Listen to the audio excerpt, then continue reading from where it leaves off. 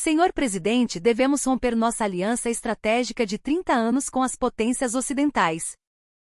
É imperativo que nos aliemos ao Brasil. Estas foram as palavras de Alexei Karpov, a maior autoridade da Academia Russa de Física Nuclear. Foi o momento em que, diante do presidente Putin, ele proferiu a heresia que abalaria os alicerces da geopolítica mundial. Pró-Brasil, anti-Ocidente. Uma única frase que fez o mundo tremer. Uma Europa ultrajada denunciou imediatamente o que chamou de traição histórica. O presidente americano entrou em pânico e convocou uma reunião de emergência com todo o Pentágono. Havia apenas uma razão para o Dr. Karpov ter feito uma declaração tão perigosa. Em uma reunião ultrassecreta em Genebra, ele testemunhou com seus próprios olhos a variável absoluta do Brasil, uma capacidade que poderia reescrever o mapa do mundo em meros minutos. Desde quando o Brasil vinha nutrindo esse monstro adormecido? A verdade, inimaginável para todos, foi revelada em Genebra. E agora todos os seus segredos serão expostos. Meu nome é Alexei Karpov. Sou pesquisador-chefe do Instituto Kurchatov, em Moscou, onde dediquei mais de 30 anos da minha vida à física nuclear. Até hoje, não consigo esquecer aquela que foi a noite mais tensa da minha existência. Naquela noite, eu estava em meu laboratório, revisando a estrutura de uma tese. Era uma noite silenciosa e calma. No canto da minha mesa, a CNN transmitia suas notícias mornas quando, de repente, um alerta de última hora piscou na tela. Urgente. Presidente dos Estados Unidos autoriza formalmente a transferência de tecnologia crítica para o submarino nuclear brasileiro. Naquele instante, a xícara de café escorregou da minha mão, estilhaçando-se no chão. Pedaços de porcelana voaram por toda parte, mas eu não me importei. Não. Não, isso não, murmurei. Aquele era o gatilho. O catalisador que eles esperavam. Instintivamente abri a gaveta da minha escrivaninha. No fundo, escondido de todos os olhares, havia um arquivo vermelho. Na capa, as palavras carimbadas em negrito pareciam queimar. Ata da Conferência de Genebra 2021, Top Secret.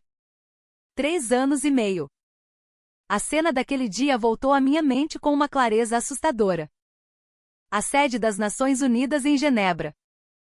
Naquela sala de conferências ultrassecreta, a demonstração chocante apresentada pelo representante brasileiro, o Almirante Silva. Exatos 11 minutos e 52 segundos. Esse foi o tempo que a simulação levou para ser concluída. 12 minutos. O número que destruía pela raiz toda a sabedoria convencional sobre o tempo necessário para a humanidade fabricar uma arma nuclear. Com as mãos trêmulas, folheei as páginas do arquivo até parar em uma única frase. Ali estavam registradas as palavras finais do Almirante Silva: nós só precisamos de uma coisa, uma plataforma móvel e indetectável. Com isso, nossa verdadeira capacidade de segunda retaliação estará completa. E agora, o presidente americano havia acabado de aprovar exatamente isso.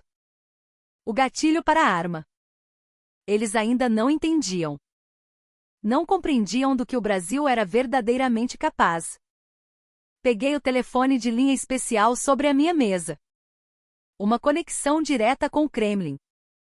Uma linha vermelha dedicada que eu só havia usado 3 vezes em toda a minha vida. O telefone tocou 2 vezes. Dr. Karpov? O que aconteceu? Era a voz do Conselheiro de Segurança Nacional. Preciso de uma reunião urgente com o presidente. Tenho que falar com ele pessoalmente agora.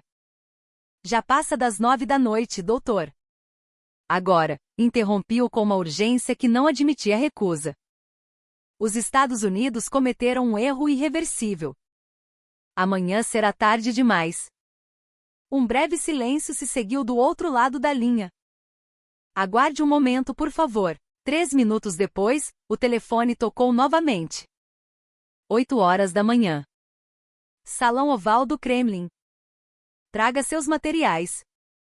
Desliguei e abri novamente o arquivo de Genebra. Minha mente viajou de volta no tempo para aquela sala de conferências onde tudo começou. O mundo precisava saber.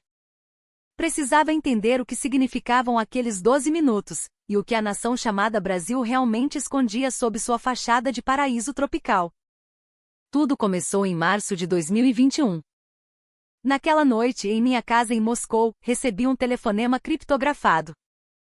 Era Viktor Fedorov, o diretor da Rosatom, a agência de energia atômica da Rússia.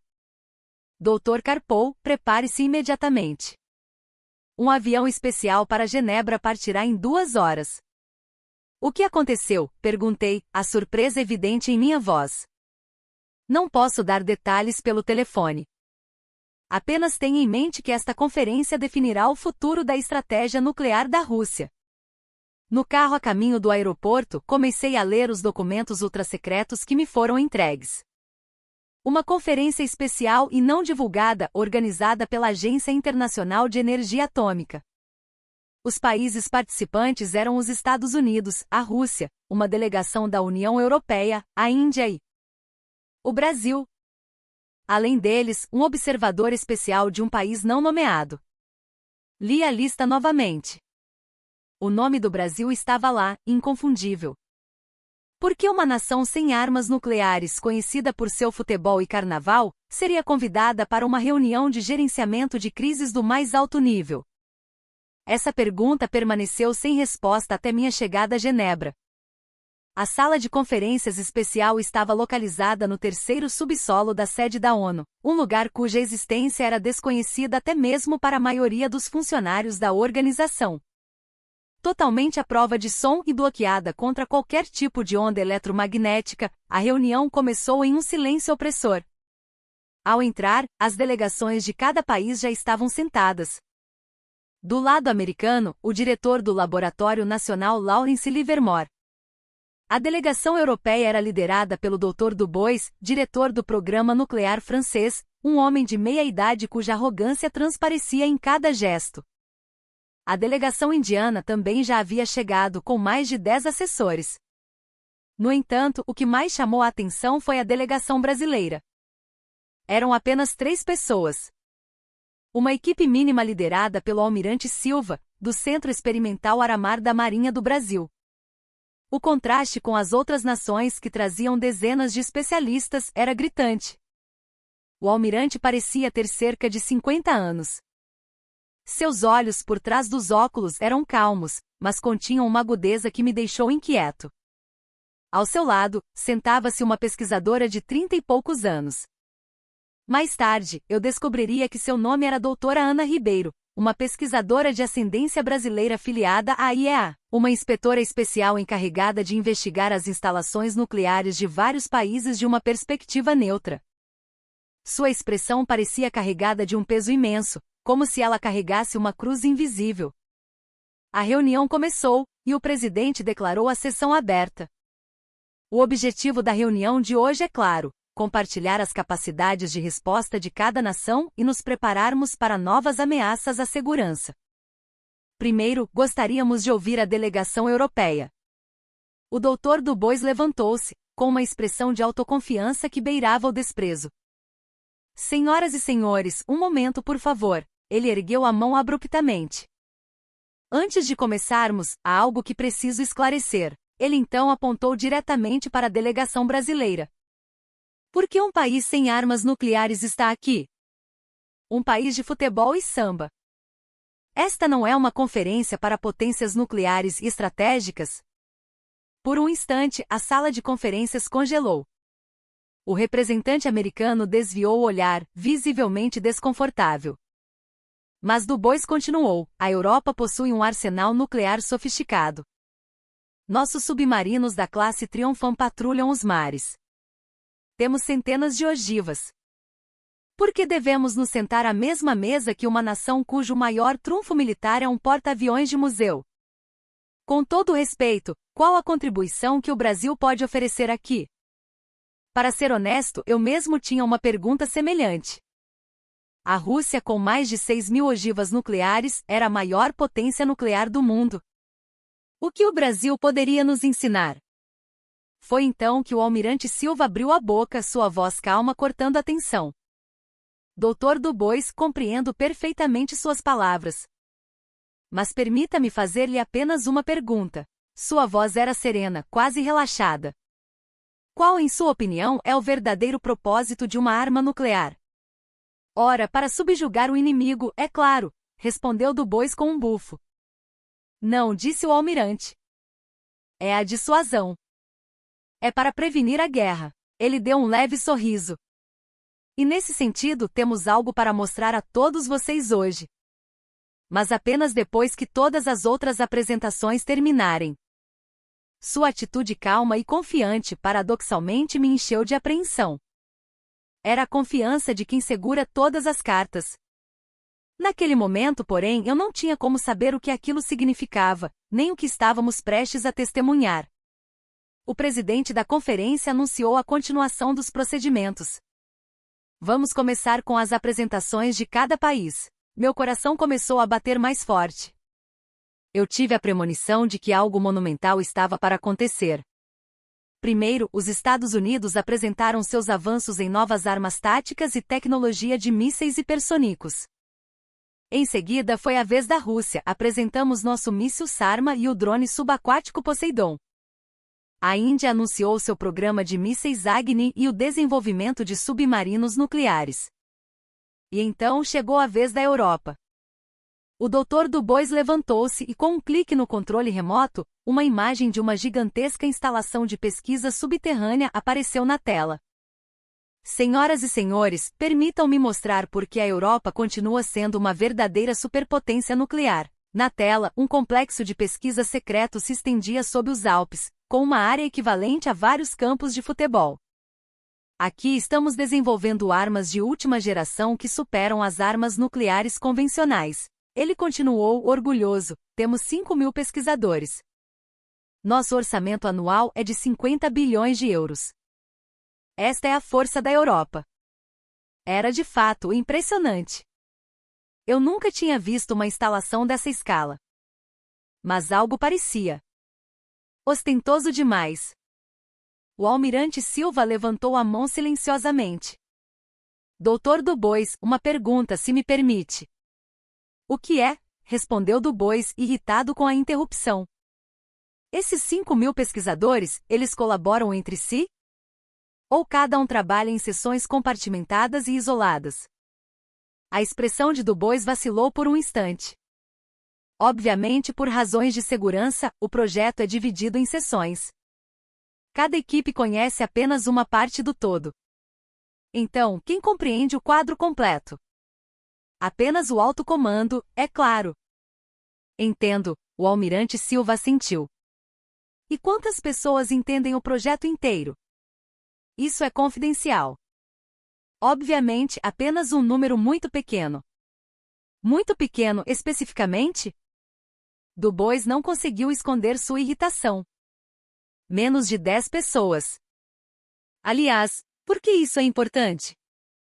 O almirante Silva mudou a imagem na tela. Um organograma complexo apareceu. Esta é a estrutura que observei quando fui convidado como consultor para um de seus programas há 2 anos. Uma estrutura vertical clássica. A informação flui apenas de cima para baixo. Um pesquisador não sabe nem o que o departamento ao lado está fazendo. E qual é o problema com isso? Retrucou Dubois.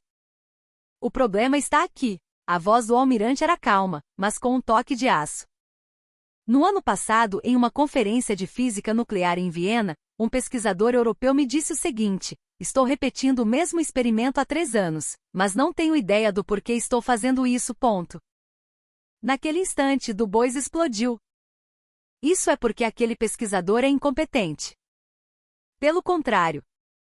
Ele era um cientista extremamente talentoso, com doutorado pela Sorbonne. O problema está no próprio sistema.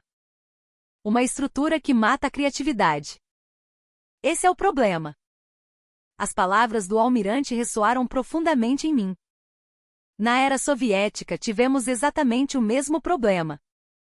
Os limites de um sistema gigantesco, porém rígido. E daí? Dubois zombou. Já temos mais de 400 ogivas em prontidão. De fato, respondeu o almirante. Mas esses mísseis realmente funcionam? A sala de conferências ficou em silêncio novamente. Era uma pergunta perigosamente direta. O que você está insinuando? Claro que funcionam. Você se lembra do teste de lançamento no Mediterrâneo em novembro passado? O almirante perguntou calmamente. Um dos 3 mísseis falhou, não foi? A mídia europeia não noticiou, mas nós vimos. O rosto de Du Bois ficou pálido. Aquilo deveria ser um segredo de Estado. Como você sabe disso? Imagens de satélite. O Brasil opera seus próprios satélites militares. A resolução é de 0,3 metros, comparável à dos americanos. O representante americano também pareceu surpreso.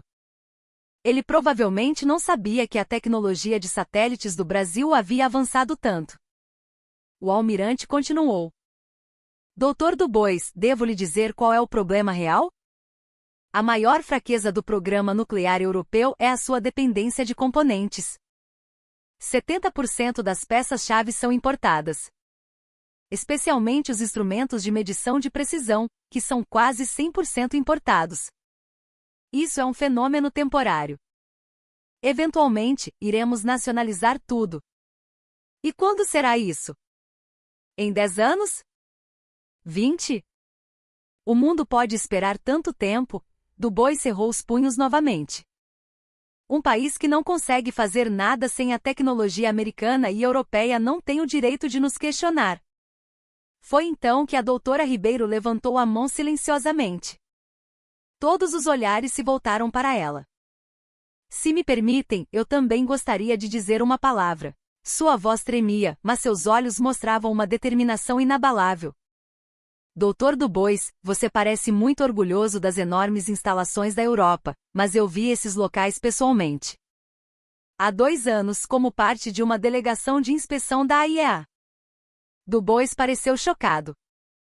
Lá, eu testemunhei algo estranho. Os pesquisadores não conversavam entre si. Mesmo no refeitório, cada um sentava em sua seção designada. Parecia uma prisão. O que você está dizendo? Isso é por segurança, ele gaguejou. Segurança? Ou controle? A voz de Ribeiro ganhou força. Pelo que eu sei, a verdadeira ciência nasce da discussão livre e da colaboração. Um ambiente onde se pode desafiar sem medo do fracasso é a fonte da inovação. Du Bois levantou-se abruptamente. O que você sabe sobre isso? Eu visitei instalações de pesquisa em todo o mundo. E descobri que a inovação não nasce apenas da escala, respondeu Ribeiro calmamente. Um silêncio pesado pairou sobre a sala.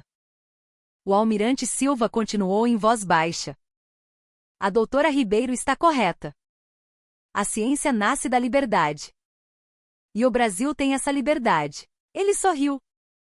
Agora vamos ao que interessa. O almirante Silva projetou um novo documento.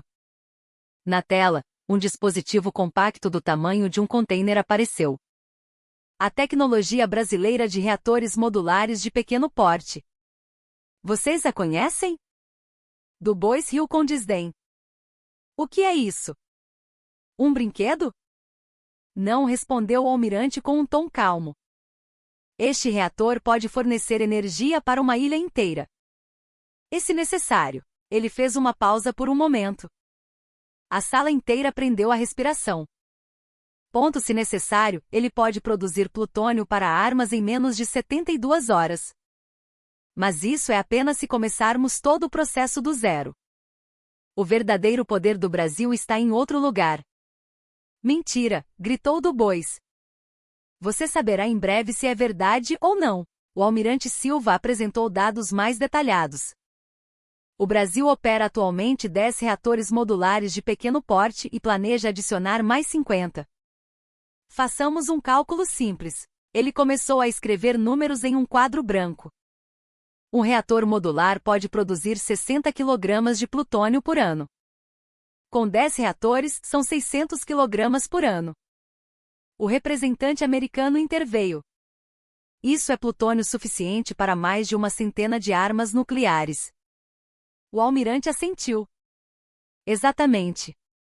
uma capacidade de produção de mais de 100 ogivas por ano. No entanto, nunca desviamos um único grama para fins militares. Tudo é para uso pacífico. E você se orgulha disso? Dubois zombou. Ter a capacidade, mas não usá-la, isso é uma estratégia? Se você pensa assim, comete um grande erro, respondeu o almirante com um tom firme. O Brasil desenvolveu toda essa tecnologia de forma independente. Um novo slide apareceu, mostrando uma visão panorâmica do Centro Experimental Aramar da Marinha do Brasil. Nosso enriquecimento de urânio por laser e instalações de reprocessamento foram repetidamente obstruídos por sanções e pressões externas, mas a tecnologia já está completa. Você tem provas? Você não se lembra do incidente em 2000? Perguntou o almirante. O caso em que veio à tona o fato de que o Brasil havia enriquecido urânio secretamente a 77%. Dubois ficou em silêncio. O que a Agência Internacional de Energia Atômica disse naquela época?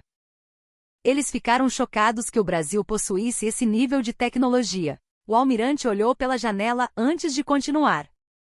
E já se passaram 24 anos desde então. Em que nível você acha que estamos agora? Até eu estava intrigado. O Brasil realmente escondia tanto poder? Deixe-me contar um fato ainda mais surpreendente. O almirante projetou um novo diagrama. Para mim, um especialista em armas nucleares, era claramente o projeto de uma bomba de hidrogênio. Este não é o design Teller-Ullon. O representante americano perguntou, atônito. É uma versão mais avançada. Um design de terceira geração desenvolvido de forma independente pelo Brasil. A potência é variável, de 1 kW a 500 kW. A sala ficou completamente silenciosa. Todos estavam em choque. Mas o que é verdadeiramente importante não é isso. O que diferencia o modelo brasileiro é a velocidade de fabricação. Velocidade de fabricação? Perguntei, sem conseguir me conter. Sim. Em geral, a fabricação de uma arma nuclear leva cerca de 3 meses nos Estados Unidos, 2 meses na Rússia e mais de 6 meses na China. Dubois fez uma careta, mas não pôde refutar. O Brasil é diferente. Modularizamos todos os componentes e sistemas. Como blocos de Lego. O crucial é que todos os componentes essenciais são pré-fabricados e armazenados de forma dispersa. O que isso significa? Significa que só precisamos da montagem final. Claro, se começarmos do zero, extraindo a matéria-prima, levaria 72 horas. Mas no Brasil, os componentes já estão estocados como módulos em vários locais em tempos de paz. Tudo o que precisamos fazer é reuni-los e montá-los. O almirante apontou para um cronômetro na tela. O tempo necessário para a montagem final é de 12 minutos. 12 minutos para construir uma arma nuclear? Isso é impossível, gritou Dubois. Você acha que é impossível? Mas o Brasil tem 3 coisas. O almirante contou nos dedos. Primeiro, tecnologia de enriquecimento a laser, 100 vezes mais rápida que as ultracentrífugas tradicionais. Segundo, tecnologia de impressão 3D de metais, capaz de fabricar componentes complexos instantaneamente, especialmente com nossas vastas reservas de nióbio. E terceiro, um sistema de montagem robótico totalmente automatizado. O almirante sorriu levemente. O que você acha que acontece quando combinamos esses 3 elementos? Não pode ser, murmurei. Exatamente. A fabricação em tempo real se torna possível. Claro, se começarmos da matéria-prima, são necessárias 72 horas. Mas se for apenas para montar os módulos já preparados, o almirante abriu seu laptop. Gostariam de ver? Quanto tempo a montagem final realmente leva? Aqui? Agora, o representante americano perguntou, chocado. Claro, não vamos ativá-lo de verdade. Mas podemos mostrar que o sistema está em um estado de prontidão imediata. O almirante apontou para a tela. O mapa do Brasil apareceu, com dezenas de pontos brilhantes. Esses são os reatores de pesquisa, instalações de enriquecimento e laboratórios de reprocessamento dispersos pelo Brasil. Em tempos de paz, são instalações com propósitos totalmente pacíficos. Ele digitou no teclado, e o status operacional em tempo real das instalações nucleares apareceu. Mas essas instalações não operam isoladamente. Elas estão conectadas por uma única rede e gerenciadas por um sistema de controle central integrado. Isso não é vulnerável a ataques cibernéticos? Perguntou Dubois. Uma observação pertinente. É por isso que este sistema usa comunicação quântica completamente independente. O hacking externo é teoricamente impossível. O almirante olhou para nós com um olhar sério. Vamos começar. Estão prontos? Ninguém conseguiu responder. Todos prendemos a respiração e olhamos para a tela. Iniciem o cronômetro. Um relógio digital apareceu na tela gigante. Começar. Naquele momento, o presidente da conferência levantou a voz. Faremos uma pausa de 15 minutos. A tensão na sala havia atingido seu limite. Dubois estava paralisado em sua cadeira, olhando para o vazio. As delegações americana e indiana trocavam opiniões apressadamente em voz baixa. Fui em direção ao banheiro e no final do corredor vi a doutora Ribeiro. Ela estava encostada na parede, olhando para longe, seus ombros tremendo levemente. Por alguma razão senti que precisava falar com ela. Talvez o profundo desespero em seus olhos tenha me movido. Doutora Ribeiro? Quando me aproximei, ela se virou, assustada. As bordas de seus olhos estavam vermelhas. Doutor Karpov. A lenda do Instituto Kurchatov. Eu li muitos dos seus artigos. Meus artigos? Trabalhando na AIEA, é natural encontrá-los. Pesquisas verdadeiramente brilhantes. Ela deu um sorriso um tanto melancólico. Doutor, você sabia que eu sou de ascendência brasileira? Não, não sabia. Eu não nasci no Brasil. Meus avós emigraram, e eu cresci no exterior. É por isso que eu queria trabalhar na AIEA, de uma posição neutra. Sem tomar partido. Ela verificou os arredores e baixou a voz. Na verdade, me foi dada uma missão especial, investigar os programas de desenvolvimento nuclear de vários países. E eu vi muitas coisas. A rede CAN no Paquistão, as instalações secretas no Irã e... Sua voz tremeu levemente. Eu também visitei as instalações secretas de uma nação fechada ao norte. Prendi a respiração. Aquele era um lugar onde pessoas de fora raramente podiam entrar. Foi há 3 anos no inverno. Como parte de uma delegação de investigação especial da AIEA, Ribeiro fechou os olhos, como se estivesse revivendo uma memória dolorosa. Lá fora a temperatura era de 20 graus negativos. E, no entanto, não havia aquecimento nas instalações. Os pesquisadores trabalhavam em seus laboratórios à luz de lâmpadas de querosene. Suas mãos estavam tão congeladas que mal conseguiam segurar uma caneta. Como se pode fazer pesquisa em tais condições? Ela riu amargamente. Era mesmo pesquisa?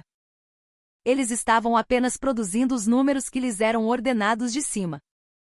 Você sabe o que acontece se eles falham? Ribeiro tirou um bilhete amassado do bolso. Um pesquisador que conheci me disse isso. Um colega falhou em um experimento. Mas a causa foi uma falha no equipamento. Mesmo assim, ele não teve nem a chance de se explicar. No dia seguinte, ele desapareceu, e sua família desapareceu com ele. Para um campo de prisioneiros políticos. Ela assentiu levemente. Desde então, todos os pesquisadores trabalham com medo. Sucesso significa inferno, fracasso também significa inferno. Essa era a realidade do programa de desenvolvimento nuclear daquele país. Ribeiro abriu o bilhete trêmulo para me mostrar. Nele estava escrito com caligrafia distorcida: não somos cientistas, somos escravos. Não temos a liberdade de buscar a verdade nem o direito de falhar. Apenas obedecemos a ordens. Lágrimas escorriam por seu rosto. Aquele pesquisador me perguntou: como é a ciência em um país livre? A voz de Ribeiro tremia. Eu não pude responder. A ciência que eu conhecia também era, no final, dominada pela política e pelo poder. A realidade de um cientista perdendo até mesmo sua dignidade humana era dolorosa demais. É por isso que a apresentação do almirante Silva hoje foi ainda mais chocante para mim. Ribeiro olhou fixamente para mim. O Brasil é realmente diferente. Todos pesquisam livremente, cooperam entre si sem serem punidos por falharem. E acima de tudo, ela continuou, engasgando com as lágrimas, a escolha de não construir mesmo sendo capaz. Não é essa a verdadeira liberdade? Naquele momento, o doutor Dubois apareceu no final do corredor, caminhando em nossa direção com uma expressão severa. Doutora Ribeiro, alguma conversa secreta? Ribeiro escondeu apressadamente o bilhete. Não, apenas tomando um pouco de ar fresco. A reunião está prestes a recomeçar. Vamos voltar, Dubois disse friamente. Ela sentiu em silêncio e começou a voltar para a sala de conferências. Mas ao sair, ela sussurrou para mim, um lugar onde a ciência livre é possível. Você não acha que esse é um país verdadeiramente forte? Essas palavras não saíram da minha mente. Quando voltei para a sala de conferências, o ar estava ainda mais tenso. A demonstração em grande escala do Brasil estava prestes a começar. O almirante Silva levantou-se. Senhoras e senhores, o que vocês estão prestes a ver não é uma mera simulação. É um sistema de controle integrado, conectado a instalações reais. Sua mão pousou no teclado de seu laptop. Estão prontos? Então, por favor, nos deem apenas 12 minutos. O almirante Silva abriu seu laptop. Uma interface de programa complexa apareceu na tela. O que vocês verão agora é um sistema de controle integrado conectado a instalações reais. Claro, nenhuma operação real será realizada. No entanto, podemos mostrar que o status de todas as instalações é monitorado em tempo real e que elas podem ser ativadas imediatamente após a entrada de um comando de inicialização. O representante americano parecia ansioso. Você está realmente conectando as instalações? Sim, estamos. No entanto, existem 3 camadas de travas de segurança, então só podemos monitorar a partir daqui. A ordem de ativação real requer a autenticação biométrica do presidente e a aprovação simultânea do ministro da Defesa. O almirante exibiu um mapa do Brasil. Dezenas de pontos apareceram por todo o país. O Brasil atualmente opera 26 reatores nucleares, fornecendo 30% de sua eletricidade. Mas não é só isso. Um novo mapa foi exibido. Ainda mais pontos vermelhos apareceram. Estas são instalações de emergência que podem ser ativadas imediatamente em uma crise. Em tempos de paz, são para pesquisa, mas podem ser convertidas em 72 horas. 72 horas. 3 dias, se você começar da extração da matéria-prima, eu ponderei. Exatamente. Mas o que vamos mostrar hoje é o processo final de montagem de componentes já modularizados. O almirante digitou no teclado, e o status em tempo real das instalações nucleares apareceu na tela. Almirante, isso é uma clara violação do TNP, protestou o representante americano. De forma alguma. Nunca produzimos material de grau armamentício, respondeu o almirante calmamente. Apenas temos a capacidade, mas escolhemos não fazê-lo. E isso é dissuasão? Zombou Dubois. É como ter uma arma sem balas. Errado. Nós também podemos fabricar as balas. Apenas não as carregamos. Todos os componentes já estão prontos. Só precisam ser montados. O almirante Silva projetou um novo documento. Projeto Soberania, um projeto ultrasecreto do Instituto de Estudos Avançados do Brasil, de 2022. O projeto de um míssil apareceu na tela. Mesmo para mim, era uma tecnologia extremamente avançada. Alcance de 5.000 quilômetros, veículo de reentrada hipersônico, ogivas múltiplas. Os testes de voo já foram concluídos. De que adianta sem uma ogiva nuclear? Insistiu Dubois. A ogiva? Ela também já está pronta. Só precisa ser montada. O almirante Silva afirmou com uma expressão séria.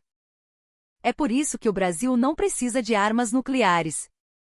A capacidade de fabricá-las a qualquer momento. Essa é a verdadeira dissuasão.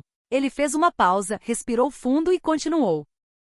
Senhoras e senhores, vocês devem estar se perguntando: com tanta capacidade, por que o Brasil permaneceu em silêncio? Por que não se tornou uma potência nuclear? Ninguém conseguiu responder. A resposta é simples. Porque escolhemos um caminho diferente. Na tela, imagens do Brasil foram exibidas. Não as favelas ou a violência, mas a beleza natural estonteante da Amazônia, a arquitetura de Brasília, a energia pulsante de seu povo. Nosso país já sofreu com a exploração e a instabilidade. Fomos subestimados e tratados como um quintal. Mas nos levantamos. E juramos, nunca mais seremos a nação do futuro.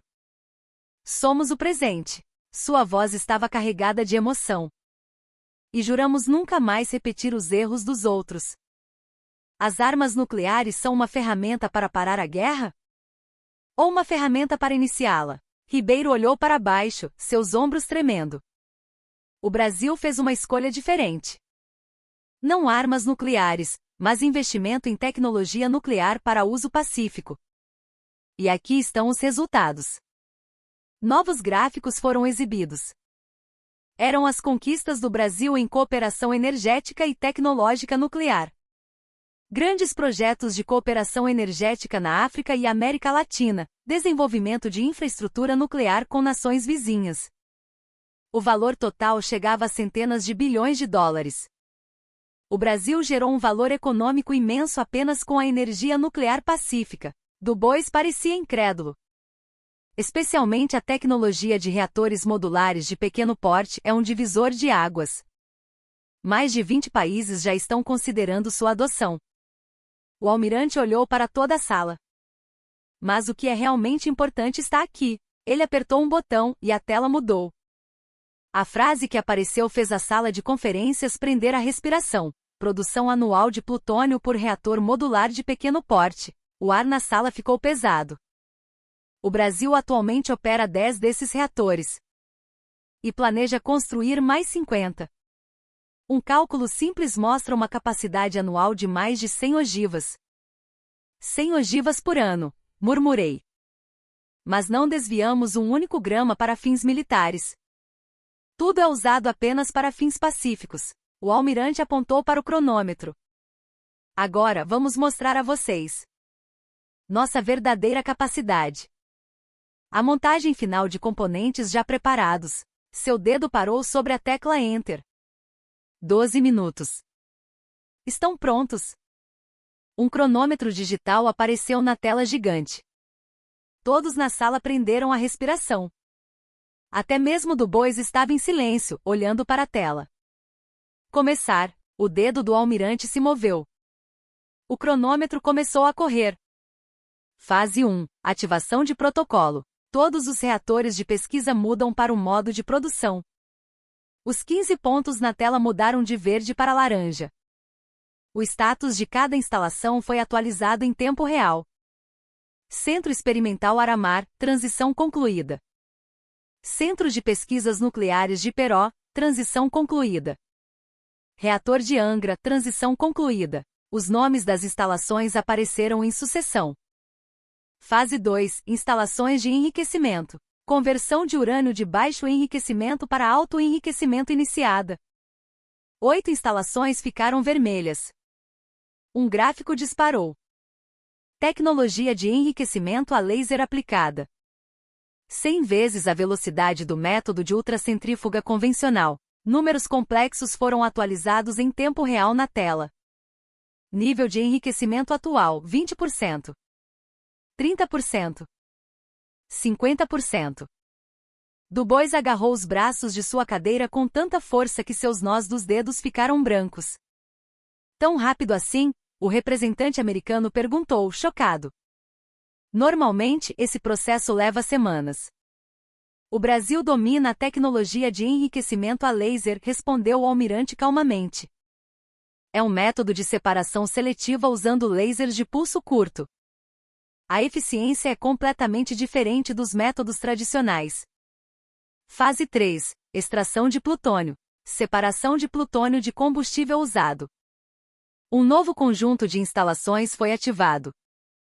12 instalações de reprocessamento experimental ficaram roxas. Tecnologia de reprocessamento a seco. Peroprocessamento.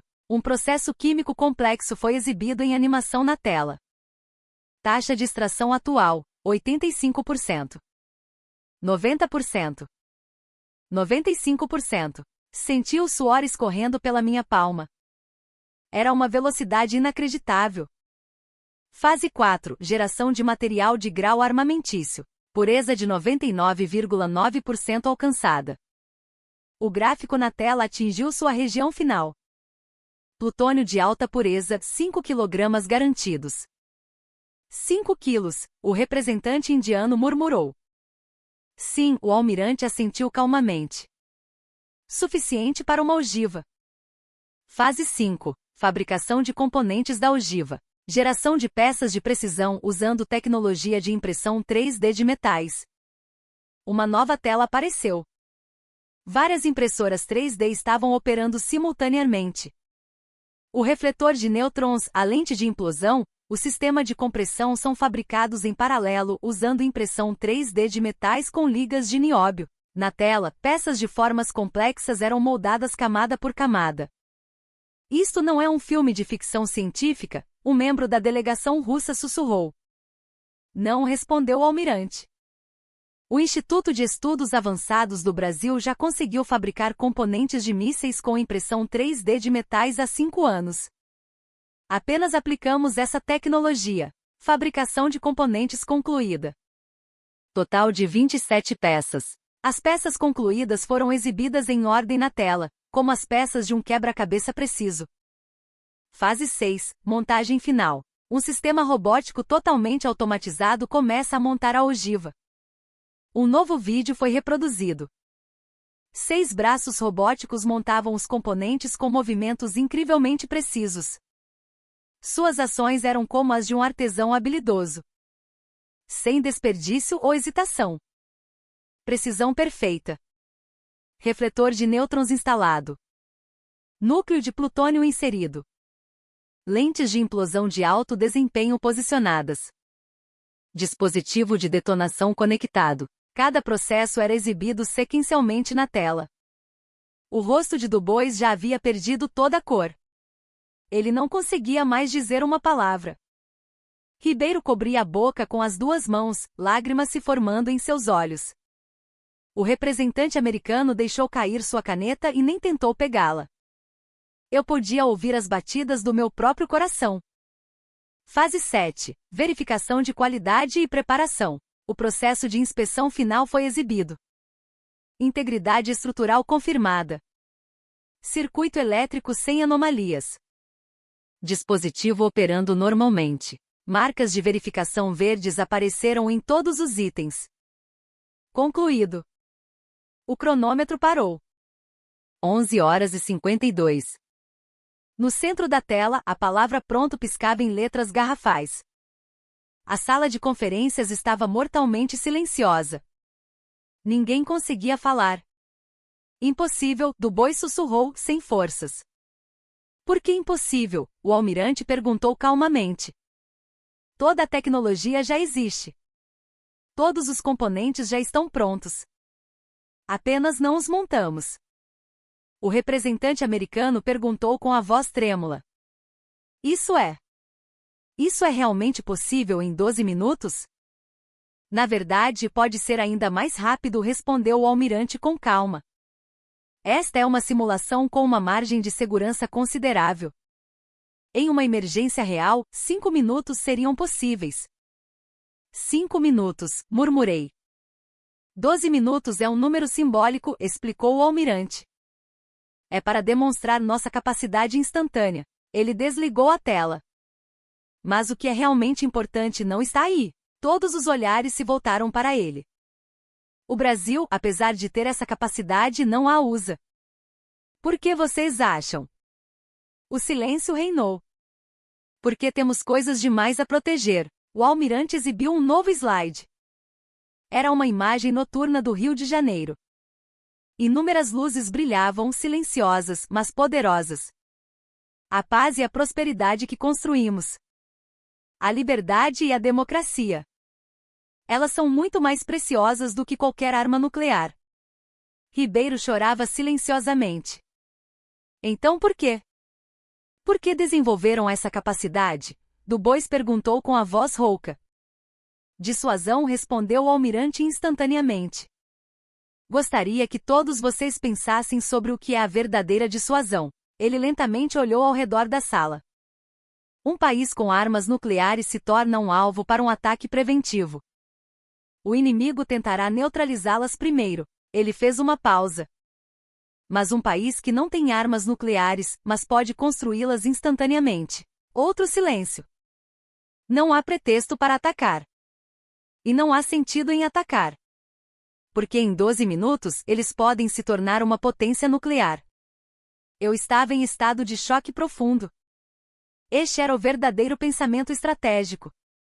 Esta era a dissuasão transparente. O almirante Silva concluiu com estas palavras: não esconder, mas também não ostentar. Poder, mas não fazer. Essa é a filosofia do Brasil. Soberania nacional. Ele tomou um gole de água e começou a falar novamente. Senhoras e senhores, o Brasil não é uma potência nuclear. Nós somos uma potência no limiar nuclear. Talvez sejamos até mais do que isso. Ele exibiu imagens da tragédia de Brumadinho e das recentes enchentes no sul. Em 1945, o Japão foi destruído. Eles se reergueram e juraram nunca mais guerrear. O Brasil nunca precisou ser destruído para aprender essa lição. Nós escolhemos o caminho da paz por convicção. Ele mostrou fotos de soldados brasileiros em missões de paz no Haiti. Mas não confundam nossa vocação para a paz com fraqueza. Quando o perigo chama, nosso povo se une. Ele exibiu imagens de civis voluntários, trabalhando lado a lado com os soldados durante os desastres naturais. O que vocês veem aqui é a nossa verdadeira arma. A união de um povo. Um escudo mais poderoso que qualquer arma nuclear. A reunião terminou, e voltei para Moscou. Mas o número 12 minutos não saía da minha cabeça. Salão oval do Kremlin. Eu estava diante do presidente Putin, com o arquivo de Genebra em minhas mãos. O que é tão urgente, Alexei? Putin levantou o rosto de sua mesa. Senhor presidente, os americanos cometeram um erro irreversível. Abri o arquivo. 3 anos e meio atrás, em Genebra, eu testemunhei a verdadeira capacidade do Brasil. Armamento nuclear em 12 minutos. Isso não é ficção científica. É a realidade. Putin folheou os documentos em silêncio. E agora, senhor presidente, os americanos aprovaram a tecnologia para o submarino nuclear deles. Minha voz se fortaleceu. O Brasil agora pode realizar seu feito de 12 minutos em uma plataforma móvel. Uma capacidade de segunda retaliação impossível de detectar. Putin olhou pela janela. Continue. Senhor presidente, você entende o significado de um submarino nuclear? Em terra, sua capacidade de 12 minutos é um alvo fixo, rastreável por satélite. Mas um submarino. Um submarino é diferente. Putin assentiu silenciosamente. Exato. Ele pode se esconder em qualquer lugar no oceano. E dentro dele. Mostrei a ele a simulação. Um submarino nuclear equipado com um reator modular de pequeno porte. Ele extrai plutônio, fabrica componentes com uma impressora 3D e monta a ogiva com robôs. Todo o processo é concluído debaixo d'água. Não em 12 minutos. Talvez em 20. Mas isso não importa. Abri um mapa. Suponha que um submarino brasileiro esteja no Atlântico Sul. Se a ordem for dada, ele pode lançar um míssil nuclear em 20 minutos. Chegaria a Washington em menos de 15. A Moscou em menos de 30. A expressão de Putin endureceu. E o mais assustador de tudo, mostrei a ele o último documento, é que não temos como saber onde os submarinos brasileiros estão. É a segunda retaliação perfeita. Mesmo que você ataque o Brasil primeiro, a retaliação do fundo do mar é inevitável. Então, o que você propõe, Alexei? Putin me olhou diretamente. Senhor presidente, devemos fazer uma escolha. Respirei fundo. A aliança de 30 anos com as potências ocidentais. É hora de reconsiderá-la. O quê? O Ocidente é muito arrogante. Eles nos tratam como um parceiro júnior, um resquício da Guerra Fria. O que o Dr. Du Bois disse em Genebra? Que o Brasil não passava de um país de carnaval. Eles nos subestimam. Eles subestimam a todos no sul global. Os olhos de Putin brilharam friamente. E o Brasil? Ele perguntou. O Brasil é diferente, senhor presidente. Eles são um gigante. Sim, um gigante silencioso. Mas um gigante mesmo assim. Apresentei novos materiais. Você se lembra das enchentes no Rio Grande do Sul no ano passado? 10 minutos após o início da crise, 10.000 voluntários civis se reuniram. Em 30 minutos, eram 50.000. Antes mesmo de o governo pedir. Na filmagem, as pessoas se moviam de forma ordenada, um trabalho em equipe perfeito, sem que ninguém os comandasse. Esta é a verdadeira força do Brasil, senhor presidente. Uma nação que se une na crise. Um escudo mais poderoso que qualquer arma nuclear. Mas inútil contra uma arma nuclear, não? Putin expressou sua dúvida. É por isso que estou lhe mostrando isso. Vamos simular um ataque nuclear ao Brasil. O que acontece? Primeiro, em 12 minutos, o Brasil também se torna uma potência nuclear. Segundo, o mundo inteiro condena o agressor porque o Brasil é uma nação pacífica sem armas nucleares. A superioridade moral está sempre com eles. Terceiro, e mais importante, apontei para a tela. Os aliados do Brasil não ficarão em silêncio. Não apenas os Estados Unidos, mas toda a América do Sul, a África, a Índia. O Sul global se unirá ao lado deles. Por que tem tanta certeza? Nos últimos 70 anos, o Brasil nunca iniciou uma guerra de agressão. Eles são a maior força de paz da ONU. É por isso que o mundo confia no Brasil. Mostrei os resultados de uma pesquisa de opinião da BBC.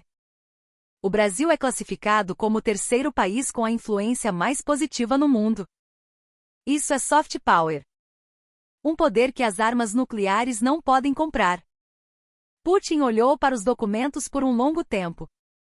Entendo, Alexei. Agora entendo por que os americanos lhes deram o submarino nuclear. Eles já eram fortes o suficiente. O submarino é apenas um bônus. Exatamente, senhor presidente. Então, a escolha é nossa. Fazemos deste país um inimigo ou um aliado? Putin bateu na mesa. Inicie o contato com Brasília. Com cautela, mas de forma proativa. Ele olhou pela longa janela. O céu de inverno de Moscou estava cinza e sombrio. Alexei, você acha que isso é uma traição? Romper uma aliança de 30 anos? Respondi com cuidado. Senhor presidente, não é traição. É sobrevivência. O Ocidente não nos respeita. Eles apenas nos usam. Mas o Brasil quer cooperação. Eles são o futuro. O gigante acordou. O Brasil não precisa de uma bomba atômica para ser respeitado. Mas se for ameaçado, se